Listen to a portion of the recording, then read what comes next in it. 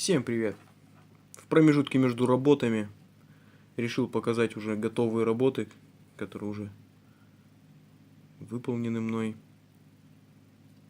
Нож якутского типа под правшу, сталь У8, У10, точно не знаю, напильник совдеповский СССР для обработки металла, точно не знаю марку стали. Рукоять береза, монтаж всадной на эпоксидку, чопики. Не очень красиво получилось, честно говоря.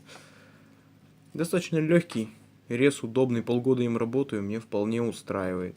Это как бы для себя был сделан нож, чтобы удовлетворять свои потребности, так сказать, когда работаю где-то в гараже, что-то разрезать, что-то порезать.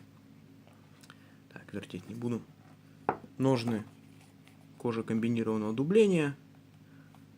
Расформовал, пошил. Вкладыш береза, такой же, как и рукоять. Нож в ножнах сидит достаточно плотно. Выронить, потерять его нереально при перевороте.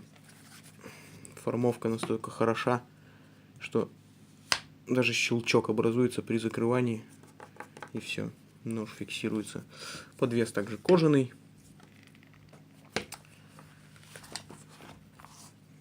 Так. По весу с ножнами вместе 229 грамм. Чисто один нож 116. Легенький, удобный. Длина 110 миллиметров клинка. Ширина до 23. Толщина по обуху до 3,5 миллиметров. Рукоять 140 в толщину.